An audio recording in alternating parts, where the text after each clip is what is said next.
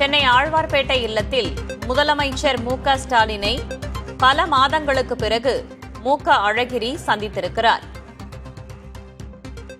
நாளை முதலமைச்சரின் மு.க. ஸ்டாலினின் பிறந்தநாள் நடைபெற இருக்கும் நிலையில் பல மாதங்களுக்கு பிறகு மு.க. அழகிரி ஸ்டாலினை அவரது இல்லத்தில் சந்தித்து பிறந்த நாள் வாழ்த்து தெரிவித்திருக்கிறார்.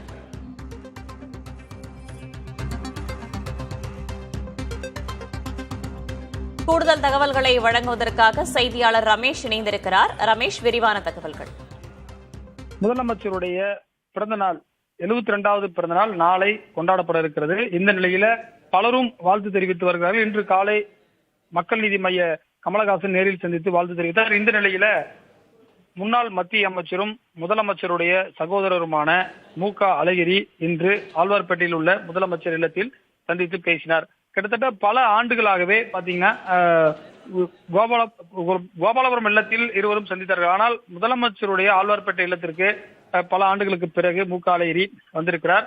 அண்மையில் அவருடைய மகன் துரை தயாநிதி உடல்நிலை சரியில்லாமல் வேலூர் சிஎம்சில அட்மிட் ஆயிருந்தாரு. அவர் போய் முதலமைச்சர் நேரில் பார்த்தாரு. அதுக்கு பிறகு துரை தயாநிதி அமெரிக்கா சிகிச்சைக்காக சென்றார். அண்மையில் அவர் நாடு திரும்பி குறிப்பாக சென்னையில் ஆரியபுரத்துல ஒரு வீட்டில் இருந்தாரு. அப்போது முதலமைச்சர் நேரில் போய் பார்த்தாரு. இந்த நிலையில அதிகாரப்பூர்வமாக தமிழக அரசு மற்றும் திமுக சார்பில் இந்த வீடியோ என்பது கொடுக்கப்பட்டிருக்கிறது.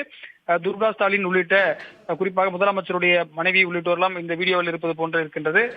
பாத்தீங்கன்னா ஆரம்ப கட்டத்தில் எதிரும் புதிருமாக இருந்த மு.க. ஸ்டாலின், மு.க. அழகிரி தற்போது நட்பு பாராட்டி வருகிறார்கள். குறிப்பாக சகோதரத்துவம் அவர்களிடம் மலர்ந்து வருகிறது. குடும்பத்தில் குறிப்பாக துரை தயாநிதியுடைய ட்ரீட்மெண்ட்டுக்கு முதலமைச்சர் செய்த உதவிகள் உள்ளிட்ட பல்வேறு விஷயங்கள் காரணமாக குடும்பத்தில் தற்போது இணக்கம் ஏற்பட்டிருக்கிறது. தற்போது இந்த சந்திப்பு என்பது குடும்பத்தில் மீண்டும் ஒரு புத்துணர்ச்சியை ஏற்படுத்தியிருக்கிறது. நாளை குறிப்பாக முதலமைச்சர் தன்னுடைய பிறந்த நாளை ஒட்டி பல்வேறு இடங்களுக்கு சென்று ஆசீர்வாதம் வாங்க இருக்கின்றார். முன்னாள் முதலமைச்சர் கலைஞர் கருணாநிதியுடைய நினைவிடத்தில் சென்றும் அவர் மரியாதை செலுத்தியிருக்கிறார். பெரியார் நினைவிடம், அண்ணா நினைவிடமும் செல்ல இருக்கின்றார்.